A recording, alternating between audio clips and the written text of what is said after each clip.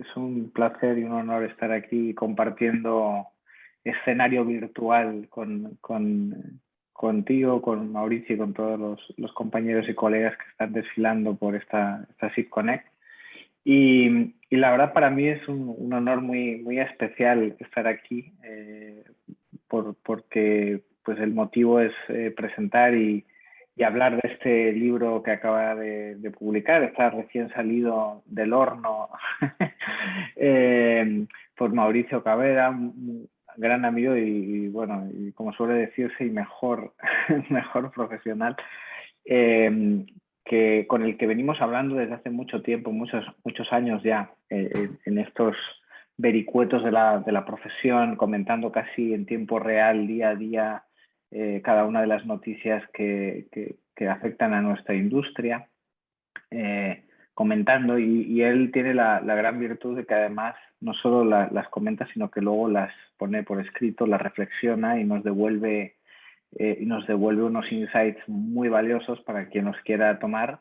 Yo trato de tomar todos los que puedo y más, pero es difícil seguirle ese ritmo que tiene de publicación y de producción en múltiples plataformas, ¿no?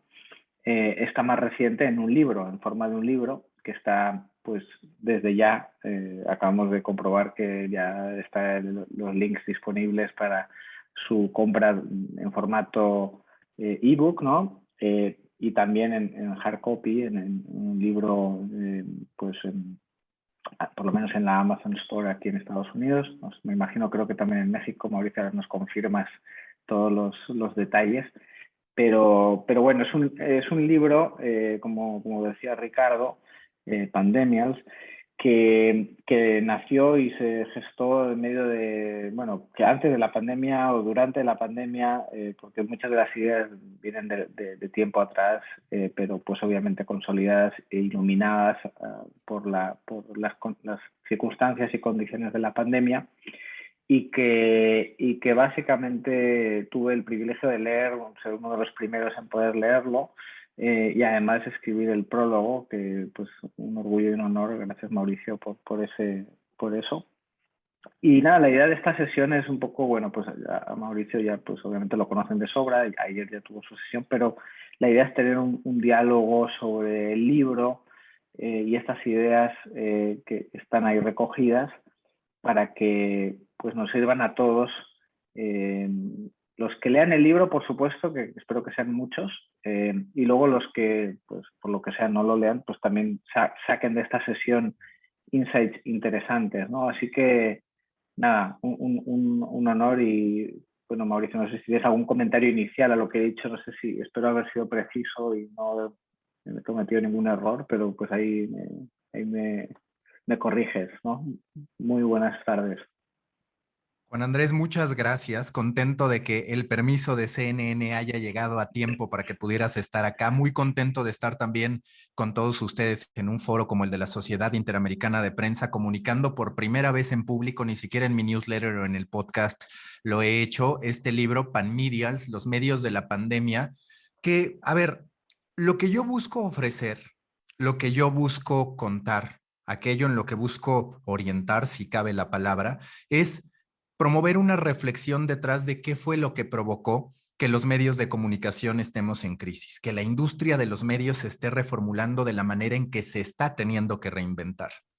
Y lo digo porque a diario nos encontramos con contenidos que hablan de las soluciones al modelo de negocio, que hablan también de las alternativas que nos están dando las plataformas tecnológicas para poder monetizar, pero en realidad lo que percibo es que no hay tanta reflexión sobre aquello que hemos hecho mal.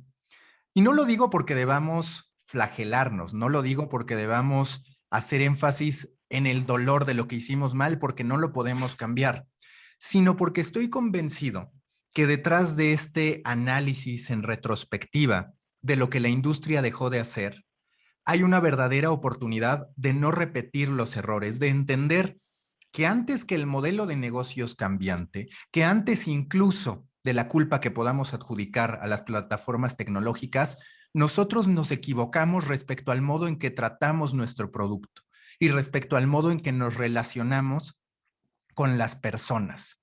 ¿Por qué? porque nosotros tuvimos mucho tiempo para, a través de ese muestreo, que podríamos llamar gratuito, la gran mayoría de los medios no cobraba, enamorar a la gente con lo que le estábamos dando. Y yo incluso dentro del libro hago la analogía sobre una marca que invierte para estar en un supermercado y lo que busca es dar pruebas de productos que sepan bien.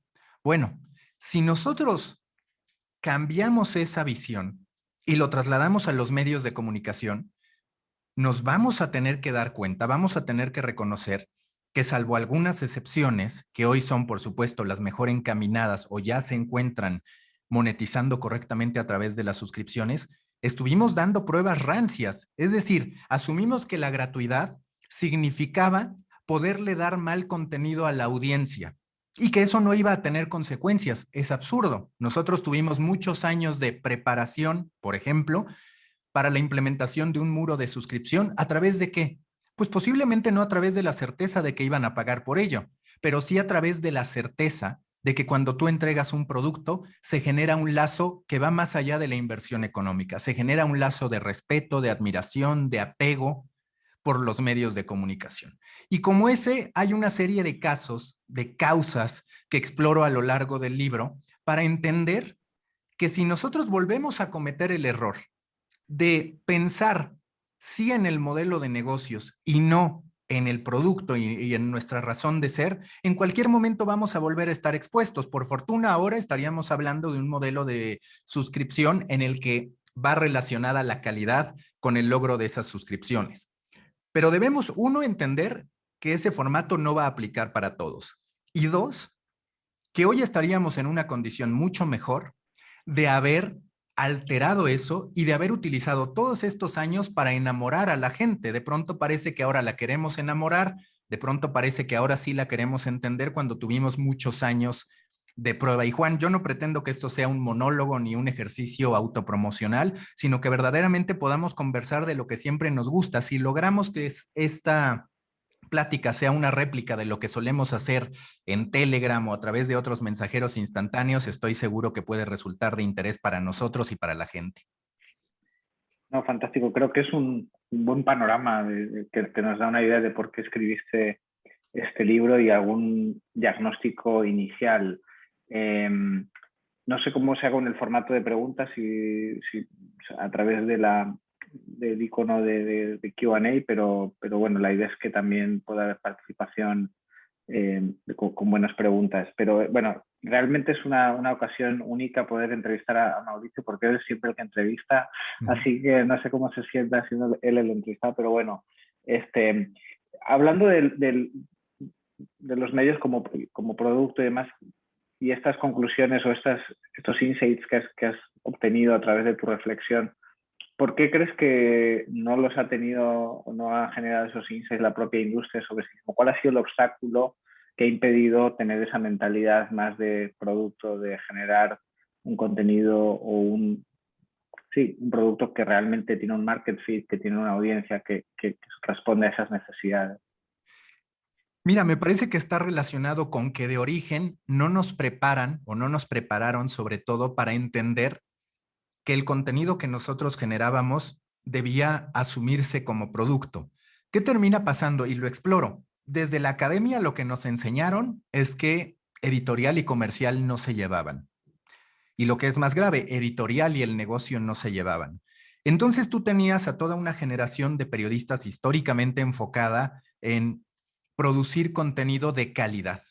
Esta idea de calidad también representa hoy un desafío porque lo que es calidad y lo que no ha ido evolucionando. Si bien hay algunas máximas que se mantienen, es una realidad que incluso en ese rubro podemos hablar de distintos aspectos que se han ido modificando.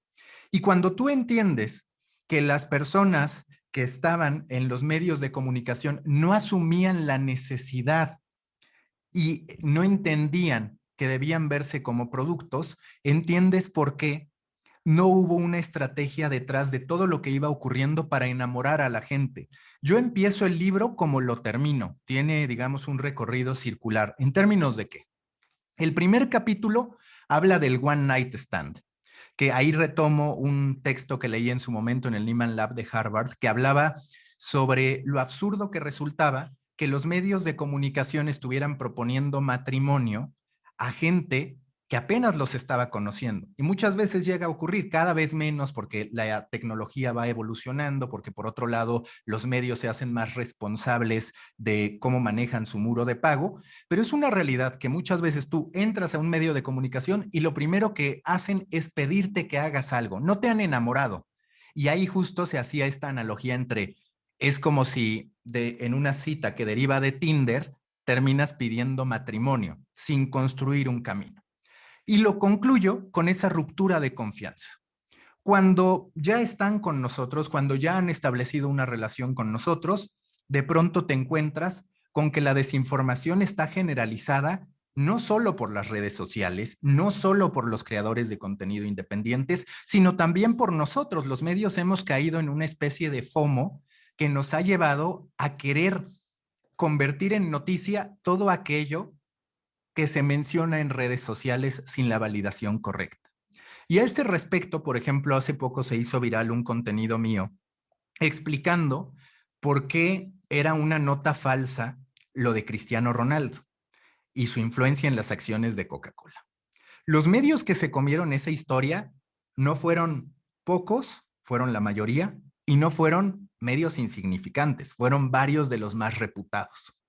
Y ahí empiezas a darte cuenta de cómo en muchos sentidos nosotros hemos fallado. ¿Por qué? Antes se asumía que el que tenía la autoridad, que el que había verificado la información era el medio de comunicación. No había discusión porque el creador de contenido, porque las marcas difícilmente podían dar a conocer su verdad, salvo que llegaran a los medios de comunicación. Pero cuando esta barrera se rompe y se seguirá rompiendo por la Creator Economy, lo que los medios debimos hacer fue colocarnos por arriba de los creadores de contenido, de las plataformas tecnológicas, siendo el último filtro de verificación, siendo los referentes de que lo que nosotros publicamos es realidad. Y te terminas encontrando con casos de desinformación generalizada de los medios de comunicación. La gran muestra, insisto, la de Cristiano Ronaldo. Y me duele que sea en deportes donde más se genera, pero hace poco también pasó con las supuestas camas antisexo de los Juegos Olímpicos. Pues resulta que no, que es falso. Y tú ya saliste a decir que era verdad y que se había contemplado porque así se podían controlar los contagios del coronavirus.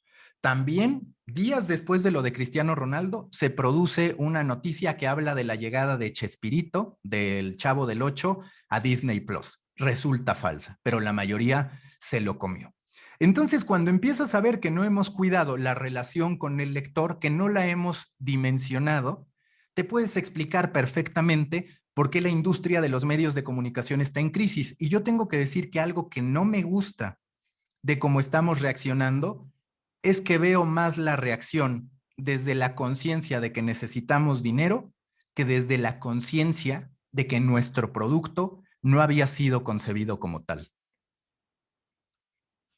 Y muy interesante eso que estás comentando. ¿Quién dirías que, o quiénes dirías que están reaccionando bien? O sea, para ti, ¿cuál sería una reacción correcta que puede ayudar a enderezar el camino? O quizás nunca siguieron un camino equivocado y desde el principio estuvieron bien posicionados, ¿no? Pero para ti, ¿dónde ves señales de esperanza, ¿no? De faros, ¿no? De lo que se debe hacer.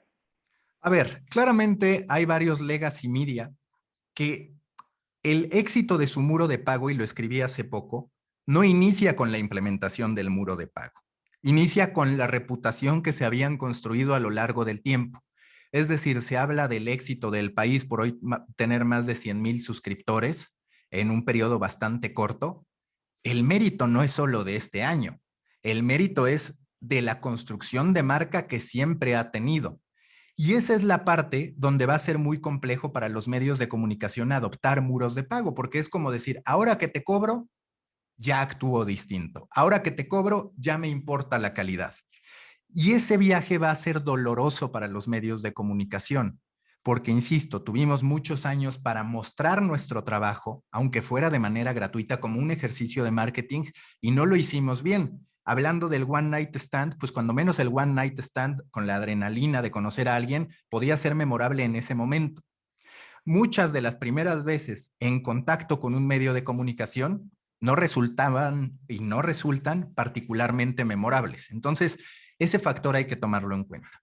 Si tú me preguntas quiénes lo están haciendo bien, a mí me gusta, por ejemplo, hablando de Latinoamérica, lo que ayer mostró Yanela Carvajal con Capital Digital. ¿Por qué? Ellos, sin estar necesariamente vinculados al periodismo, dicen, nosotros vamos a trabajar en marcas de contenido, entendiendo que lo que hacemos es posicionar un concepto, atrapar una categoría que puede derivar en distintas fuentes de monetización. Ese es un camino muy claro para lograrlo. Por ejemplo, el propio BuzzFeed, me parece que si bien en algún momento lo estábamos catalogando como el medio millennial que nos etiquetaba como aquellos que amábamos los videos de gatitos, ha ido mostrando una madurez para ratificarse como una plataforma que ha sabido evolucionar, que ha construido marcas como lo hizo con Tasty, que ha construido conceptos y que hoy se atreve a darse cuenta de que, por ejemplo, el e-commerce e incluso el live shopping, el ejercicio de vender productos en vivo, es una vía para lograrlo. Todavía no da con la tecla de BuzzFeed News, pero cuando menos ya tiene un Pulitzer, cuando menos ha sido capaz de sostener esa apuesta.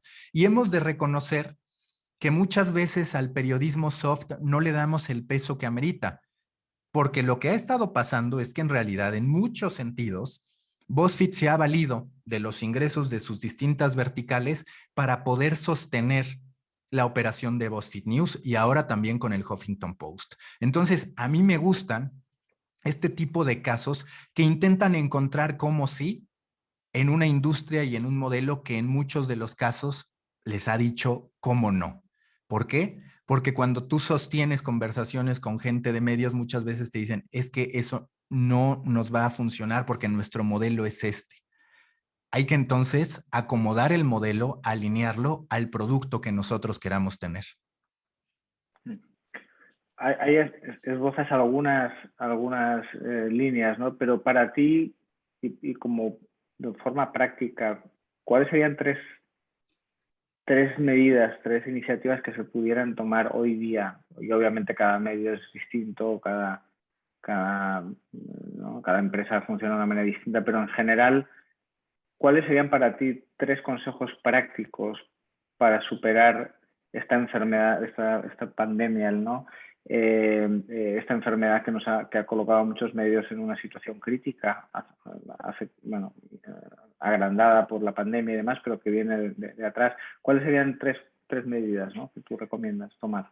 Mira, yo justo en cada uno de los capítulos, digamos que el libro lo que integra son 14 causas, 14 razones que nos llevaron a estar enfermos como industria. Intento también esbozar la solución y hago una invitación final que es para descubrir juntos la vacuna. Suscríbanse a mi newsletter, que no digo que yo la descubra. ¿Por qué quise hacer un documento de reflexión antes que uno de solución? Porque las soluciones van apareciendo en el camino, porque necesitamos actualizarnos y entender cómo se modifica el ecosistema.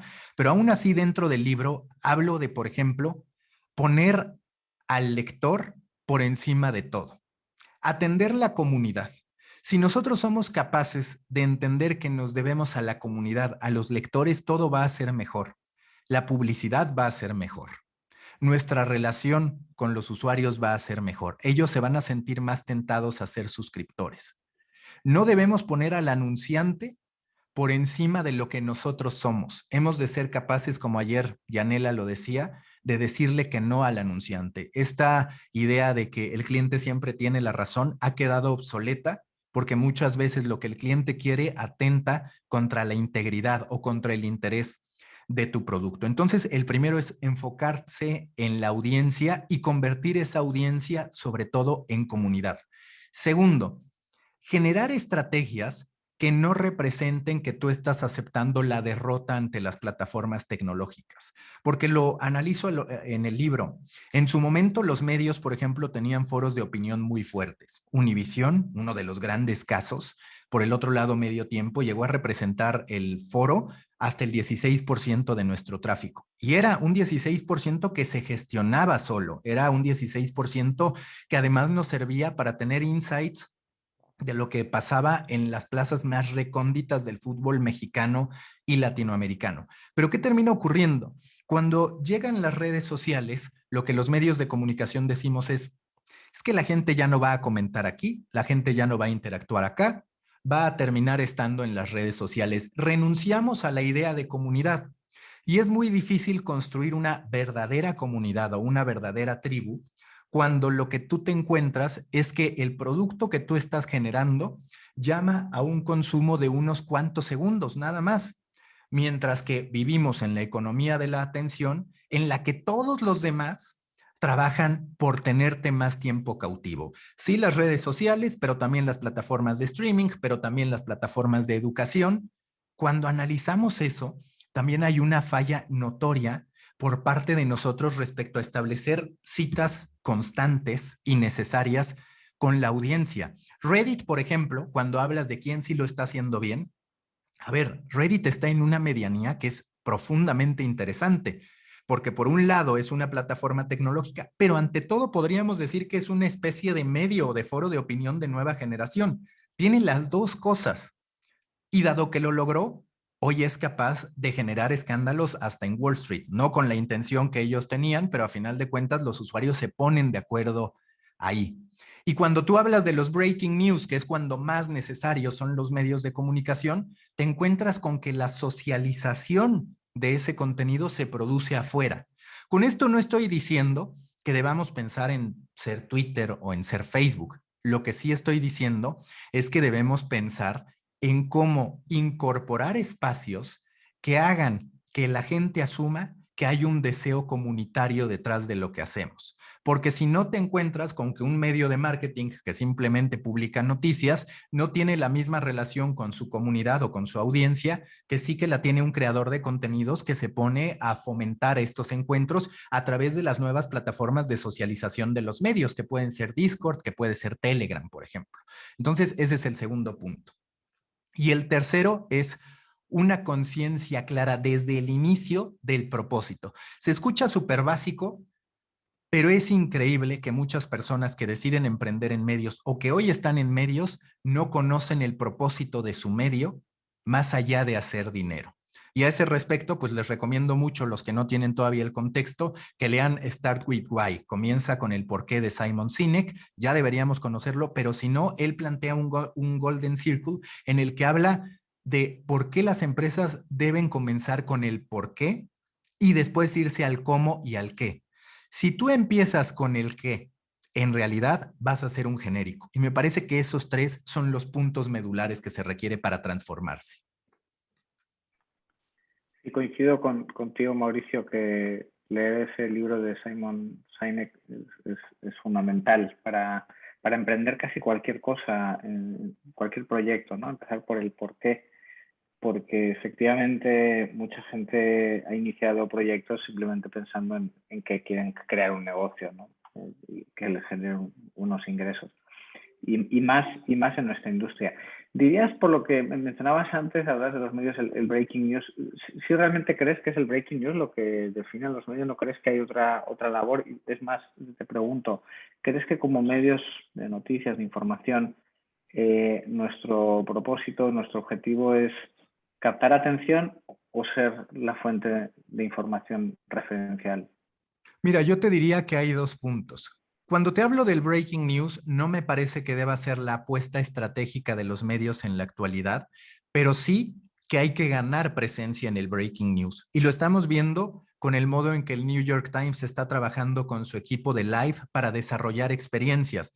Porque ¿qué es lo que ocurre? Pues muchas veces tú, medio de comunicación, le pagas a un reportero un sueldo y él empieza a informar sobre un breaking news a través de sus redes sociales en vez de hacerlo primordialmente a través del medio. Pero también hay que reconocer que el medio en muchas ocasiones no tiene los conductos más adecuados para hacer esta actualización rápida, para generar toda esta dinámica en la que se consume el en vivo. Entonces, por un lado es eso, trabajar en cómo nosotros nos montamos al live de un modo que agreguemos valor, porque es una realidad que la nota informativa por nota informativa ya carece de un lifetime value y carece de estrategia, se muere en instantes, pero la experiencia de hacer esa cobertura en vivo es la que sí se puede empaquetar.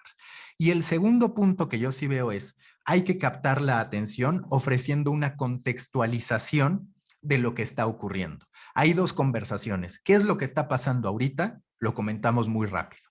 Y por el otro lado está, yo quiero entender sobre este tema. Quiero encontrar al medio o a las personas que me van a informar sobre ello. Yo, por ejemplo, es lo que hago en mi newsletter y en mis podcasts, informar sobre la industria de los medios desde la tendencia más que desde otro tipo de aspectos, más que desde la inmediatez. Entonces, tú generas conversaciones evergreen sobre temas que no van a tener una resolución en 5 minutos y que es absurdo pensar que van a tener una resolución en 5 minutos. Son dos tiempos de la noticia en las que hay que saber estar muy presente. Mauricio, nos están preguntando el dato del libro que mencionamos, es Start with Why. No sé el título en español, Mauricio, si lo tienes. Comienza con el por qué. Comienza con el porqué. Un libro muy recomendable. También este mismo autor tiene otro libro muy interesante titulado Los líderes comen al final. No sé cómo sea exactamente el título en español, Leaders Eat Last. Y además tiene una presencia muy activa en LinkedIn. Entonces, aquellos que estén interesados en seguir al bueno de Simon Sinek, muy, muy recomendable. Creo que estamos, Ricardo nos puede decir cuánto tiempo nos queda de conversación, porque... Yo te diría, lamento mucho, pero tenemos un par de minutos para una pregunta y ya tenemos que seguir con el programa. Vale. Obviamente en un par de minutos. Vale.